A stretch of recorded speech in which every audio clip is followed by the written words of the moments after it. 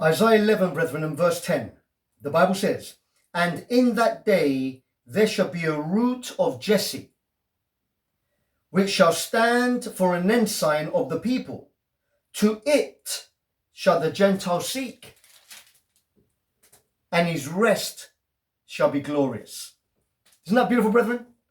The Bible says very clearly that in that day there shall be a root of Jesse, which shall stand for an ensign of the people. And then the Bible says, to it, the ensign, shall the Gentiles seek. We just saw that, brethren, from Micah, when the Bible says, "But in the last days it shall come to pass that the mountain of the Lord's house shall be established." And then it says all nations will flow into it. They're going to seek the ensign. So, oh yes, brethren, the ensign is the root of Jesse, which is Christ. But it's Christ and his kingdom. It's Jesus, beloved, and his kingdom. That's going to be the ensign for these last days. God, who is rich in mercy and in truth, is not only going to have the 144,000 preaching the everlasting gospel at this time on the earth during the loud cry, he's also going to have his kingdom. So that when the 144,000 say, "Come out of Babylon," come out from that sinful domain, where's God going to bring them? Into his purified church. Oh yes, but his purified kingdom church. The land, the first dominion, the kingdom. And that's why Obadiah 1:21 says, brethren, "And saviors," plural, "shall come up on Mount Zion to judge the Mount of Esau, and the kingdom shall be the Lord's." The 144,000 are the saviors that stand on Mount Zion.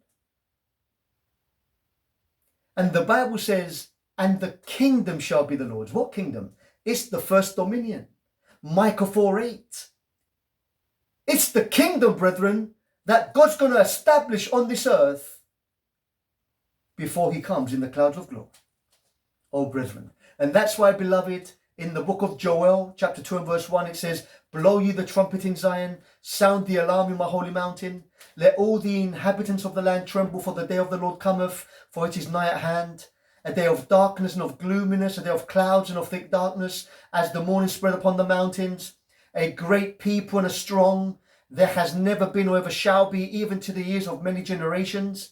And then in verse 3 it says, "A fire shall devour before them, and behind them a flame burneth. The land is as the garden of Eden before them, and behind them a desolate wilderness, yea, and nothing shall escape them." The 144,000, the great people and the strong, Joel 2:2. The Bible says a fire is going to devour before them, filled with the Holy Spirit. Behind them a desolate wilderness. Why is it a desolate wilderness behind them? Because wherever the 144,000 go, brethren, filled with the fire of God, filled with the Holy Spirit, there's going to be such an ingathering of a multitude of saints from the world at large that looking back is going to seem desolate. But the Bible says behind them a desolate wilderness. The land is as the garden of Eden before them, and behind them a desolate wilderness, yea, and nothing shall escape them. Why does the Bible say the land is as the garden of Eden before them? Because, brethren, the garden of Eden, the first dominion, Micah 4:8, "The kingdom shall come to the daughter of Zion and to the daughter of Jerusalem in the last days." Micah 4:1. But in the last days, in the days of these kings, Daniel chapter 2 and verse 44, "shall the God of heaven establish his kingdom on this earth. And it shall not be left to other people, but it shall break in pieces all other kingdoms." It's the kingdom, church, purified. But brethren, you think God's just going to bring his people out from Babylon? Do you think he's going to just gather them from Babylon and bring them out from that sinful domain and not have a place of purity to put them in? God never operates that way, brethren. When the flood came, God had a place of refuge for his people in the ark. When God called Lot out of Sodom, he said to him, flee to the mountains, a place of refuge. When the plagues were falling in Egypt, my dearly beloved, God's people were safe in the land of Goshen. Thus we see, brethren, that which was is that which shall be. And there's nothing new under the sun, brethren. There's nothing new under the sun. But our faith is going to be tested as to whether we really truly believe in the word of God. Believing is not sight. Oh no. The just shall live by faith, my dearly beloved. Not by sight. Without faith, it is impossible to please God. Faith is the substance of things hoped for, the evidence of things not seen. But it's based upon evidence, the weight of evidence, which is found in the holy and precious words of Jesus. So, my beloved, the root of Jesse, Christ and his kingdom, is the ensign for these last days.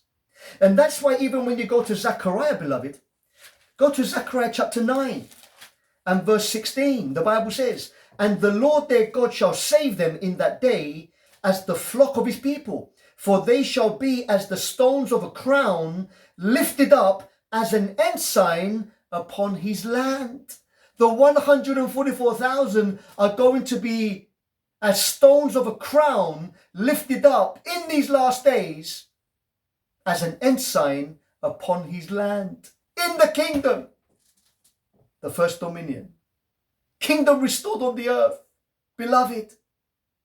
And that's why again, brethren, Obadiah 1:21 and saviors, 144,000. Why they're called saviors?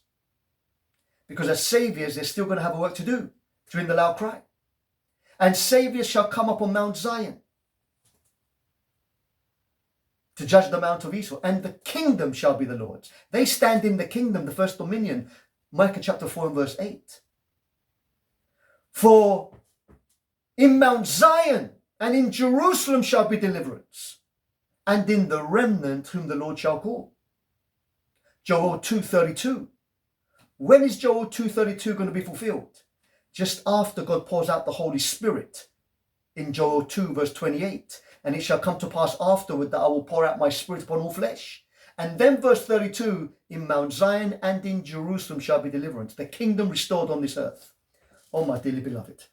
144,000 standing on Mount Zion with the Lamb. Revelation 14:1.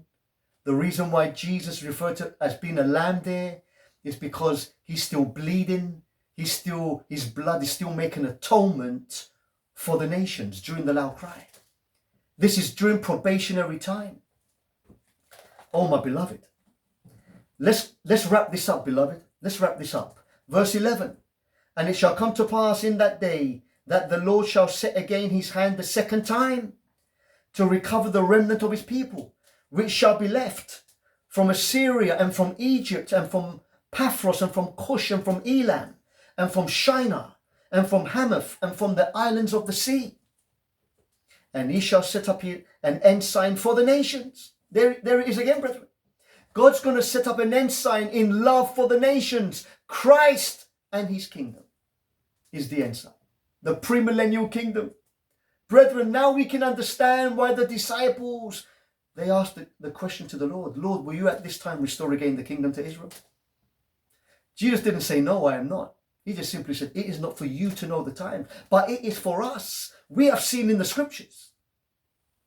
It is for us. The last days, God's holy mountain is going to be established. The kingdom, the first dominion, and then all nations are going to flow into it. And then Micah 4:4 says, every man's going to sit under his vine, under his fig tree, and none shall make them afraid. And then in verse 5, Micah 4:5, it says, the people are going to walk in the light and serve their gods, but we're going to serve our God, the God of truth and righteousness. See, people can believe what they want to believe, brethren. Everyone has his choice, but we're going to believe the God of truth, the God of the scriptures. See, brethren, we have many lessons to learn and many, many to unlearn. God and heaven alone are infallible. And those who think that they will never have to give up a cherished view, never have occasion to change an opinion, they're going to be disappointed. God's going to set his hand again the second time to recover the remnant of his people. And then in verse 12 it says, and he shall set up an ensign for the nations, and shall assemble the outcasts of Israel, and gather together the dispersed of Judah, 12 tribes, from the four corners of the earth. See, anciently, God just delivered Israel from Egypt. This time, when God delivers his people, it's going to be from the four corners of the earth. Look at verse 15. And the Lord shall utterly destroy the tongue of the Egyptian sea, and with his mighty wind shall he shake his hand over the river, and shall smite it in the 7 streams, and make men to go over dry shod. See, anciently, God smote one nation, Egypt, and one sea, the Red Sea. God says this time, when he sets his hand again the second time to recover the remnant of his people from all over, to recover his people from the four corners of the earth, he says, I'm going to smite the 7 streams. The number 7 represents completeness. In other words, wherever God's people are to be found, God, the God of miracles, he's going to deliver his people and bring them to the kingdom. You know, in many minds, brethren, the thought has been, how is God going to take his people in these last days to the kingdom? Brethren, study the scriptures. After Philip baptized the Ethiopian eunuch, the Bible says the Spirit caught him and took him to a completely different location, to Azotus. Just like that. Is anything too hard for the Lord, brethren? I know sometimes we want to know all the details, but God says, I'm going to stand up and deliver you and take you back to my kingdom. And there I'm going to pour out my Holy Spirit, and you're going to go and preach the everlasting gospel. And that's why, brethren, we have to understand things. Revelation 14:1, when the Bible says the 144,000 stand with the Lamb on Mount Zion, that's not heaven. Because in verse 6, they still have a work to do of preaching the everlasting gospel to all the nations. They're not going to do that from heaven. Mount Zion there is Micah 4:8. The daughter of Zion, the daughter of Jerusalem, the first dominion, the kingdom restored on this earth. So brethren, God's going to smite the 7 streams. And wherever God's people are to be found, those that respond to the loud cry, God, after they come out of great tribulation, after they go through their time of trouble, God's going to bring them back to the land. A great multitude which no man can number. And that's why, anciently, beloved, you see, God's purpose was for Israel to expand their borders. As the numbers of Israel increased, they were to enlarge their borders until their kingdom should embrace the whole world. But ancient Israel did not fulfill God's purpose. Prophets and Kings, page 19. Does that mean that God's purpose is not going to be fulfilled? Oh no, brethren. Every word that proceeds out of the mouth of God is going to be fulfilled in these last days. Seek ye out of the book of the Lord and read, not one of these shall fail. Isaiah 34 and verse 16. See, God has a goodly remnant, and to them will be fulfilled all the covenant promises made by Jehovah to his ancient people. Prophets and Kings, page 22. Prophets and Kings, page 714.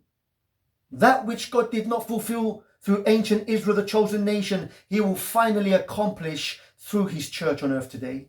Oh, beloved, the word that proceeds out of the mouth of God shall not return unto him void, but it will accomplish that which he set it out to do.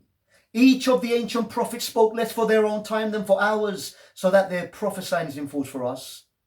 3 selected messages, page 338. So God smites the 7 streams and makes men to go over in shoes, dry shod. This deliverance is going to supersede the first Exodus, because God says, I'm going to set my hand again the second time. Oh, brethren, for more information on the kingdom, for more information on these prophecies, visit Jimmy Kakuri and Meet in Due Season. Verse 16, brethren, in closing, and there shall be a highway, the highway of holiness. Isaiah 35 and verse 8. The unclean shall not pass over it. Only those who have pure hearts and clean hands are going to be taken to God's kingdom in these last days, brethren. And there shall be a highway for the remnant of his people, which shall be left from Assyria, like as it was to Israel in the day that he came up out of the land of Egypt. Just like God took Israel out of Egypt and took them to the promised land. Oh, brethren, that was the first Exodus. Second Exodus is going to be so much greater. Brethren, do we have the faith? Do we have the faith to believe that what the word says it will do? Because for ancient Israel, the word preached did not profit them, because it was not mixed with something. It was not mixed with faith. Oh, brethren, Noah spoke the word. Get into the ark. For God's going to destroy the earth by a flood. See, scientifically speaking, that was impossible. It never used to rain. They never knew what rain was. But God spoke the word. And it's the same principle today. God is saying, I'm going to establish my kingdom. You may not be able to believe that. Visibly, humanly speaking, you may not be able to see that. But the word of God has spoken it. And faith is the substance of things hoped for, the evidence of things not seen. Brethren, I can go on, but I'm going to leave it there. Brethren, I love you. And you keep on hearing me saying this. I love you. God loves you with a love that we cannot fully fathom. He has spoken to us today. Isaiah chapter 11 is premillennial. Isaiah chapter 11, the chapter that we have long believed to as being fulfilled after the 1,000 years on the earth made new. We've seen, brethren, that is impossible. That is not going to be. The fact that there is a weaned child, a sucking child, and that there's not going to be any births on the earth made new automatically puts this chapter in its premillennial setting and pre-probationary time. Brethren, I love you with an everlasting love. I love you so much, brethren. God has given me a burden. And that's why, brethren, you so often see me behind the camera speaking these messages, because, brethren, to lose your soul, to think that you are right when you are wrong, to think that the message that God has sent in these last days is from the devil, but really it's from God, that's nothing new under the sun. The church, anciently, 2,000 years ago, called Jesus Beelzebub, the prince of demons. Brethren, there's nothing new under the sun. Unless we awake, unless we allow the Lord to anoint our eyes with the eye salve, we're not going to discern Christ in his message for these last days. Beloved, I love you so much. For further information, visit Jimmy Kakuri, Meet in Due Season, Sign, Cry We Must, and go onto those channels, brethren, and even visit our website. We love you. We love you, brethren. We love you. And I know, brethren, sometimes you hear me preaching with a lot of enthusiasm and zeal. Brethren, this is aggressive warfare. Satan wants to take your crown. Let no man take your crown. Let no man steal and take away your soul. Jesus paid an infinite price for it. I love you so much, brethren.